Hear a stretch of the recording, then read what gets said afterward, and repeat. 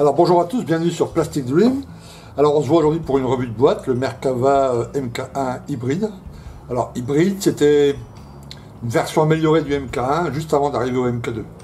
Ok, c'est le MK1 mais avec différents, voilà, il y a les pods anti-fumée qui ont bougé, il y a une trappe supplémentaire, il y a je crois un obusier qui a bougé un peu, enfin un truc comme ça, mais c'est presque la version 2, c'est une version 1 améliorée. Ok, Takom a fait la version MK1 et la MK1 hybride. Ok. Alors, le Merkava, c'est le premier char, le 1 en plus, c'est le premier char fabrication israélienne. Il est fabriqué par l'État d'Israël. Ok. Alors, dedans, système de transmission, canon, machin, plein de trucs qui sont sous licence de pays étrangers, mais il est construit en Israël. Et ça, c'est la première fois parce que avant l'arrivée des Merkava, alors Merkava en hébreu, ça veut dire le chariot, alors chariot de feu ou chariot de guerre, enfin, voilà. Avant les Merkava, tous les chars israéliens étaient sous licence étrangère, principalement anglaise et américaine. Les M60, les M50, les M51, il y a eu aussi quelques Français, la MX-13, par exemple, qui a été vendu sous licence à Israël, le Renault R35 aussi, un vieux char, c'était parmi les premiers chars de l'État d'Israël en 1947. Ok. Et puis le Centurion anglais, enfin, voilà, plein de chars comme ça ont été vendus sous licence. Alors bien sûr, les Israéliens faisaient des modifications sur les chars, changeaient les noms. Par exemple, voilà, genre en dessous, vous voyez, là c'est un des premiers chars que j'ai fait. C'est un Shoot-Cal, donc un Centurion anglais modifié. Alors shoot, ça veut dire le fouet, je crois. Voilà. Donc, avant le Merkava, c'était que des chars comme ça. Voilà. Et puis est arrivé le Merkava. Et je dois bien avouer, attendez, je vais poser ça là juste sur le côté. Voilà, on va le mettre là. Il va nous assister dans cette petite revue de boîte. Que j'ai un gros faible pour les véhicules de l'armée israélienne. Déjà parce que c'est une armée un peu particulière, il faut bien l'avouer. C'est-à-dire c'est une armée qui ne connaît pas de repos quoi, depuis 70 ans. Ils sont sur la brèche en permanence. Alors, dans tous les montages que je fais, on ne parle pas de politique ni rien. Hein. C'est pas parce que je fais un char allemand que je suis un fan de l'armée allemande. C'est pas parce que je fais un Spitfire que je suis un dingue de la RAF. Et c'est pas parce que je fais un Merkava que je suis un dingue de Tsahal. Mais si on parle de véhicule, de mécanique, de look, voilà. Tsahal m'a toujours énormément attiré. Parce que c'est des chars, c'est des véhicules qui ont une gueule d'enfer, qui sont, du fait qu'ils sont opérationnels tout le temps, les gars ils sont sur la brèche tout le temps, les véhicules sont modifiés, on ajoute des trucs, on machin. Question maquettiste, c'est vraiment bon, beaucoup de boulot de recherche, mais c'est vraiment intéressant quoi, quand on fait les... Voilà.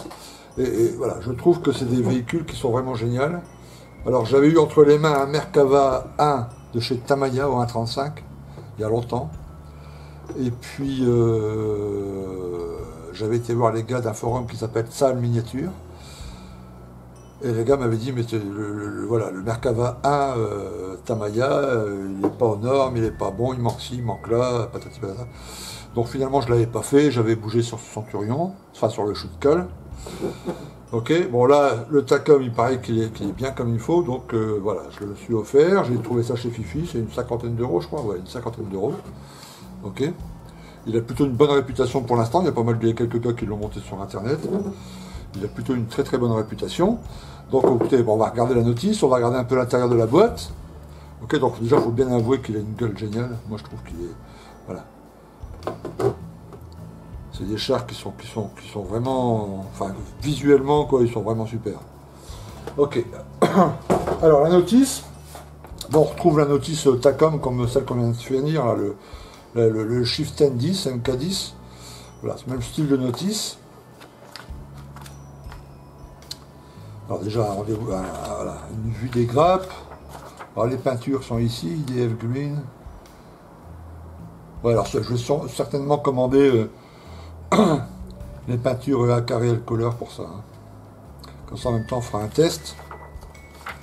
On commence classiquement par la caisse. Ok, est-ce qu'on voit bien là? Yes, c'est parfait. Par la caisse.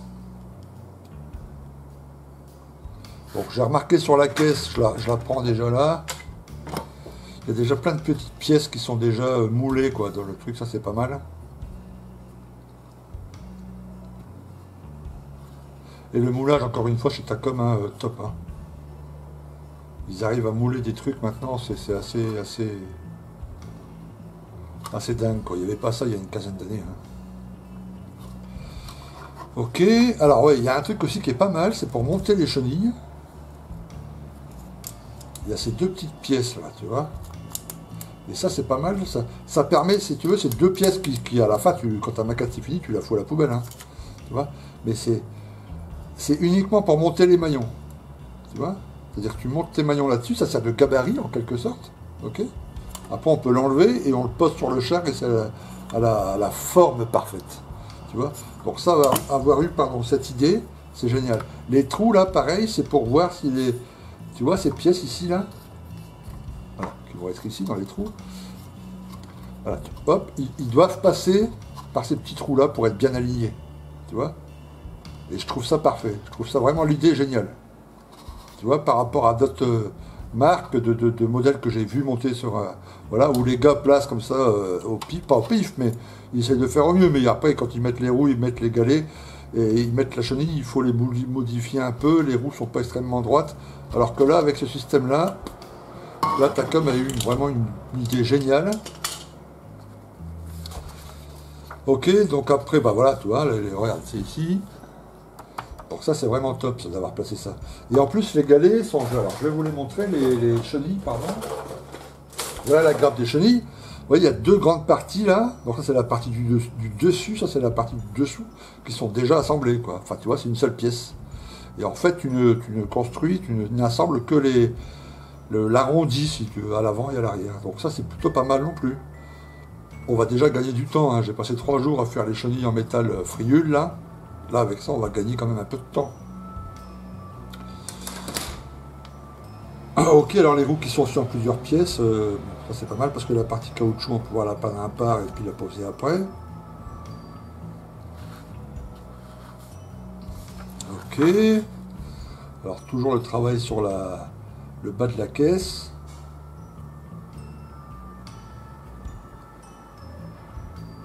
Alors il y a sur beaucoup de chars israéliens, il y a en tout cas tous les Merkava, le 2, le 3, il y a un truc d'évacuation à l'arrière, quoi. Voilà. C'est-à-dire qu'on peut rentrer par le haut, évidemment, mais beaucoup en cas d'évacuation, etc., le personnel, ils étaient 4 à bord, peuvent sortir par l'arrière, quoi. Et je crois même que le Merkava 1, il pouvait transporter des soldats, quoi, tu vois, pas beaucoup, hein, 4 ou 5, mais il y avait assez de place pour transporter non seulement l'équipage, mais un peu d'hommes de troupe, quoi. Donc, bon, pareil, il y a des options de trappes qui peuvent être soit ouvertes, soit fermées. Tu vois, comme là, la porte, tu vois, tu peux la laisser ouverte ou la laisser fermée, la porte à l'arrière d'évacuation. Alors, ouais, pas mal. Tu vois, quand je m'étais offert le Merkava 1 de chez Tamiya, alors je vous parle de ça, c'était en 2008, je crois, hein, 2008-2009. Ouais, c'est ça, 2008-2009. Bref, toutes ces petites pièces, tu vois, comme les paniers ici, là. Ils étaient vraiment sommairement faits par Tamiya, quoi. C'était vraiment pas terrible. Si tu voulais avoir vraiment un détail intéressant avec, tu vois, là, c'est du tissu hein, qui entoure les deux paniers, là. Avec vraiment, tu vois, il fallait investir dans des kits supplémentaires, quoi. Alors que là, Takom, tu vois, ils ont tout. Et j'ai regardé le moulage de ces pièces. Alors, attends, je vais les trouver. Alors, ça, c'est le galet.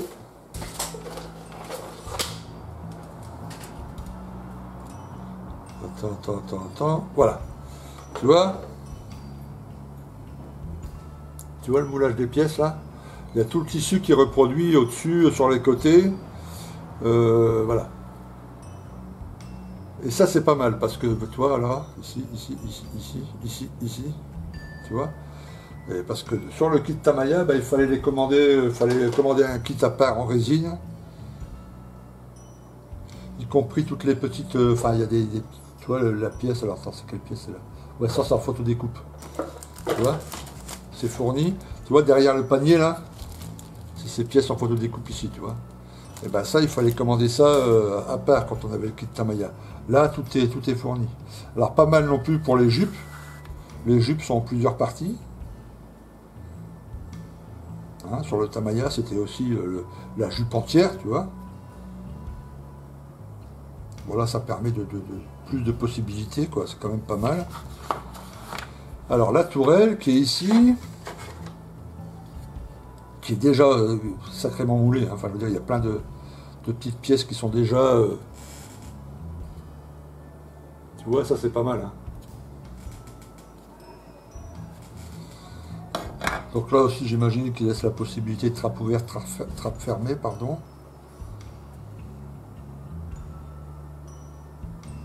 Bon, il y a toujours la possibilité, tu vois, c'est un système très très simple.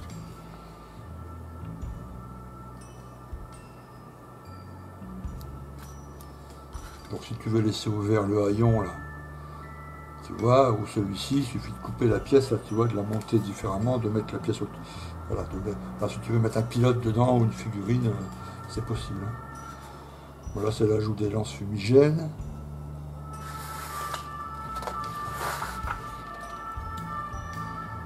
Donc il était quand même pas mal armé sur la tourelle, hein. Je crois qu'il y avait 2 ou 3...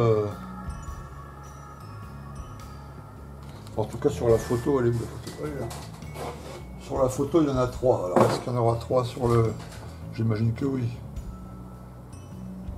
Voilà, tu vois, c'est ça le petit... Il y a une espèce de petit mortier là, tu vois. Ça, c'est des lances fumigènes à l'avant, tu vois, les deux là. Ça, c'est une espèce de petit mortier, je crois. Et ça, c'est spécifique à la version hybride. Tu vois, sur la version 1, il n'y est pas normalement. Voilà, donc là, tu as une mitrailleuse. Le canon est en deux parties. Bon, ça, sur beaucoup de maquettes de charge, apparemment.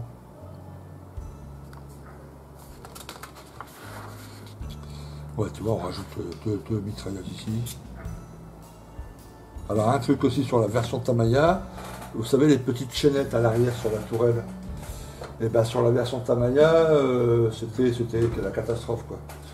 Et il fallait commander un kit supplémentaire, si tu voulais, tu vois, un petit truc en résine avec des boules, des petites chaînes en ferraille et les petites boules des petites billes de métal qu'il fallait coller, c'était une galère totale. Tu vois. Alors que là, tu vois, c'est déjà monté et la gravure, le détail est vraiment, vraiment pas mal, quoi. Tu vois. Avec les deux ici à l'arrière, tu vois. Et ça, c'est vraiment chouette, quoi. Qu'on n'ait pas besoin de rajouter, enfin, on peut toujours après améliorer, j'imagine, et acheter un canon en métal et puis des choses comme ça, mais là, il y a déjà de quoi faire pas mal, hein. Donc là, si on photo découpe, il y a quelques pièces, hein, je vous l'ai montré, le fond du panier, là. Alors, il y a un câble ici, après, le câble de traction, il est autour de la tourelle, et il est fourni ici, tu vois, c'est un câble en métal, quoi, tu vois. Donc ça, c'est pas mal aussi. Après, il y a une petite plaque, là, tu vois, c'est une espèce de cuivre, enfin, tu vois, de plomb, machin. Tu coupes ça en 3, c'est pour faire les petits panneaux, enfin je ne te montrerai pas d'identification qui sont tout le tour de la tourelle. Voilà, tu vois, 1, 2, 3. Voilà, donc il y a deux versions à faire, qui sont pratiquement identiques, il n'y a que le décal là qui change, hein, tu vois, et puis les marques sur le canon là. Mais bon, une des deux, c'est pas... Tu vois, donc du noir couleur caoutchouc, Dark Track, Old Wood, Gunmetal, du blanc, du rouge transparent,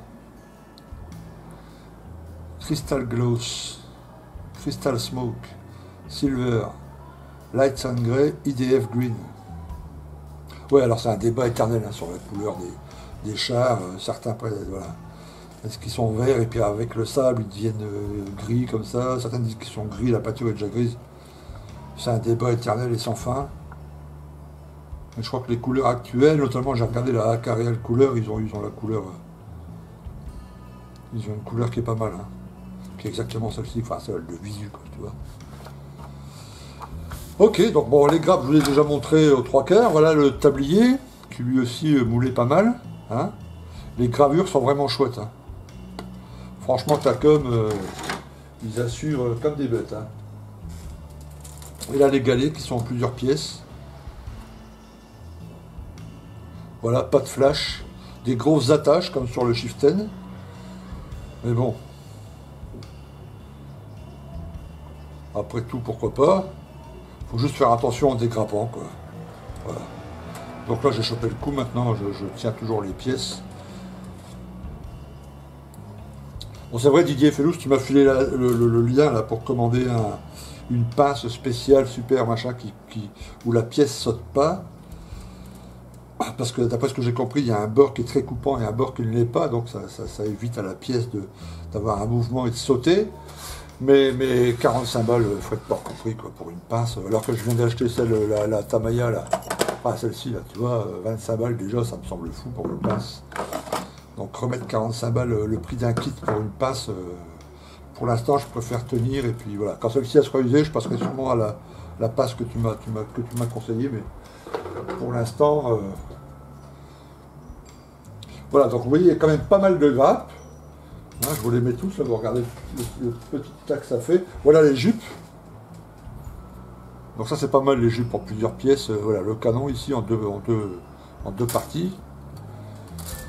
Ok, il y a encore ces deux pièces là, donc vous voyez ça fait...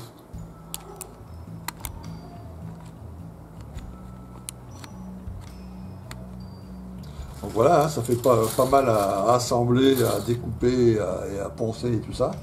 Ok. En décal, il y a une petite planche, bon je ne vais pas vous la sortir, elle est vraiment classique. Hein. Voilà, avec le marquage, il n'y a pas grand chose en décal. Le câble, la photo découpe. Partie transparente, bah là aussi pas grand chose. Hein. Il y a les deux petits périscopes là, les petits phares. Voilà, donc on va passer un verre transparent dessus. Donc voilà mes amis, le Merkava 1. Alors je ne sais pas si c'est celui-là que je vais faire le prochain. Parce qu'il y a aussi le 88 allemand. Mais en tout cas, il va arriver très vite, quoi. Avant la fin de l'année, c'est évident. Ok. Voilà, et bien écoutez, merci de rester avec moi pour cette revue. Et puis je vous dis à très très bientôt pour ce montage ou pour un autre. Ok. A plus, ciao.